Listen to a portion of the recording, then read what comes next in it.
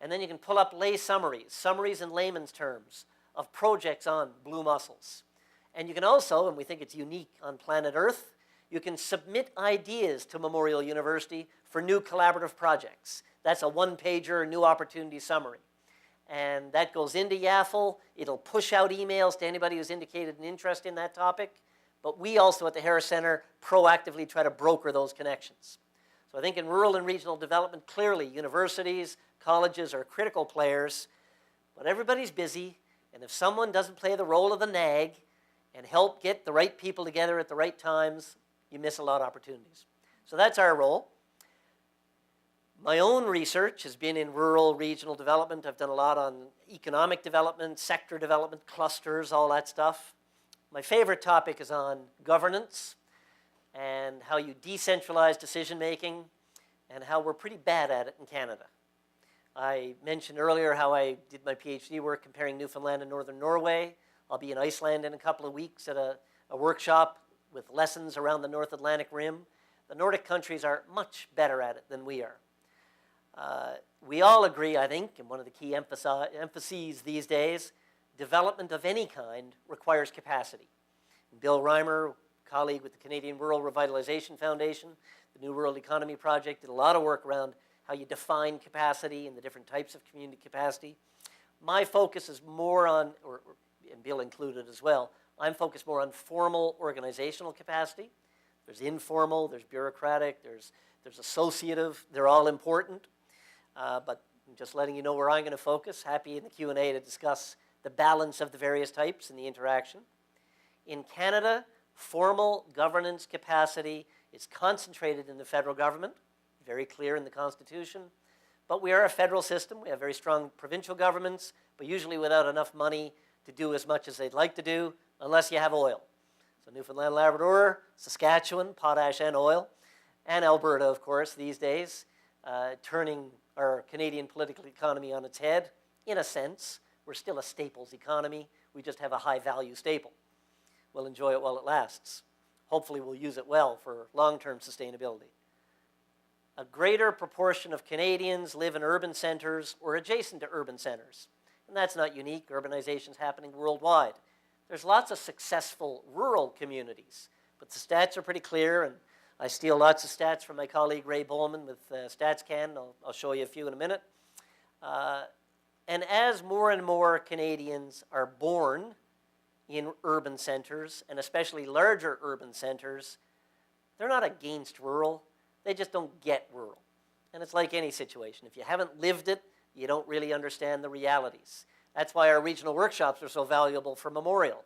You get faculty out to regions that don't normally get out much. They learn a lot. We got stuck in Nain for a day. They warned us because of the fog. Our longest this year was 2 weeks. You couldn't fly out. And there's no road, and the boats weren't running yet. That's isolation. And yet, Voisey's Bay is next to Nain. There's a new national park next to Nain.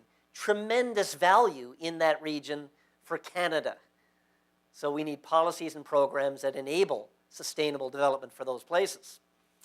Not only do fewer Canadians get rural, but we have this whole weird top-down backlash of the urban intelligentsia, the bohemian wannabes, the Richard Florida black clothes. I have to be careful. Luckily, I don't have a black shirt on. If I had a black shirt, I'd fit right in.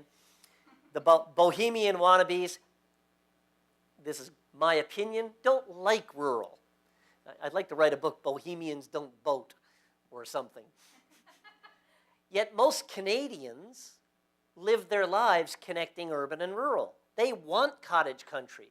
They want to hike. They want to ski down hills or cross country or water ski, etc.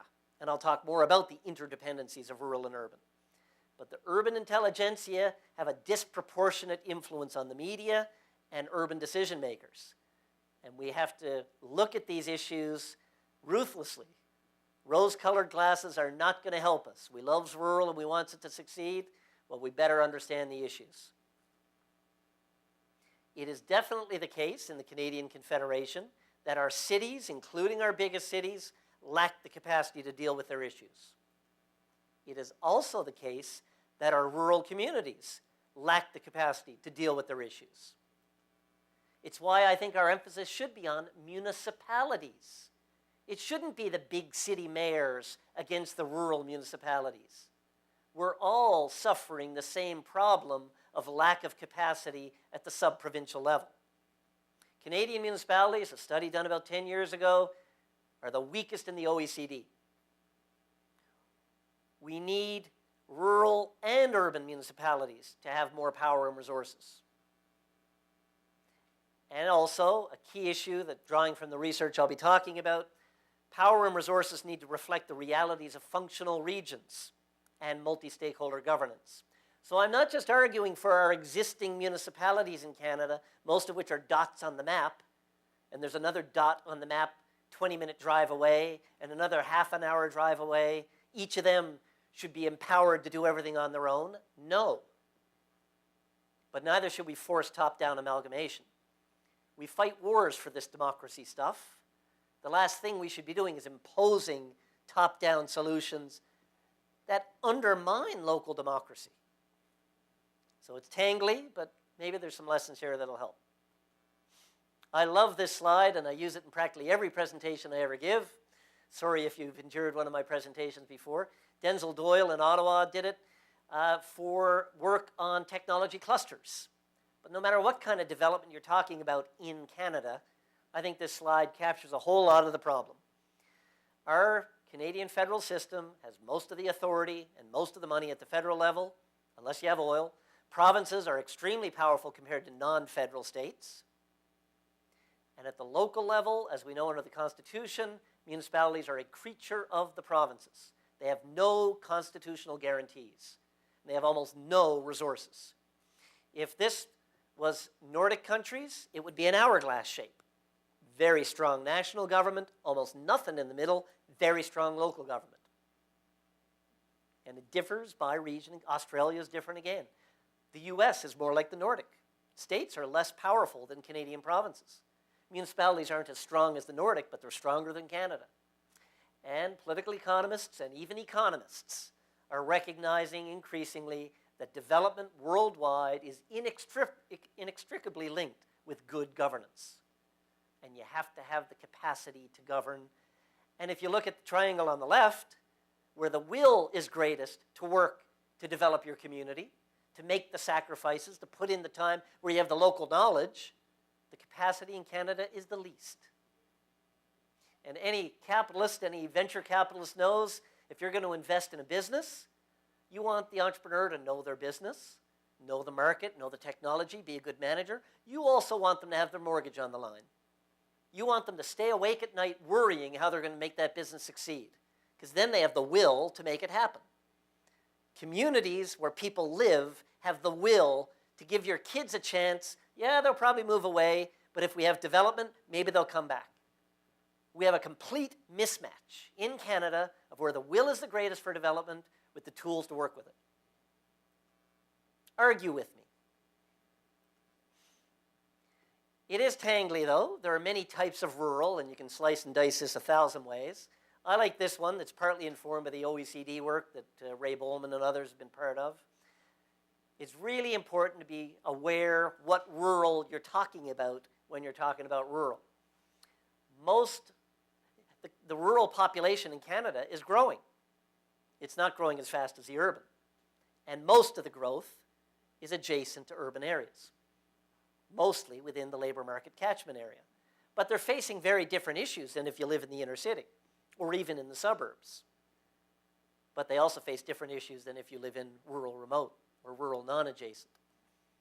Rural non-adjacent is mostly the Canadian rural we think about. Ag Canada equates agriculture with rural. Wrong on just about every measure now.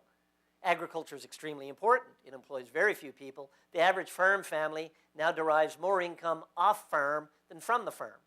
So you can't say agriculture is supporting the rural economy anymore. It's the rural economy that's supporting agriculture. They both are integrated. So we need policies and capacity and institutions that reflect and build on that. Rural, remote, Aboriginal communities are growing in population, but of course have particular challenges and issues.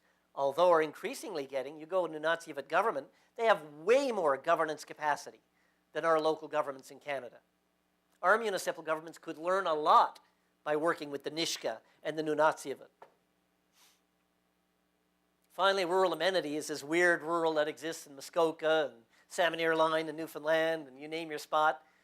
But for some places, it's a viable, if somewhat weird, so let's be clear about the rural we're talking about.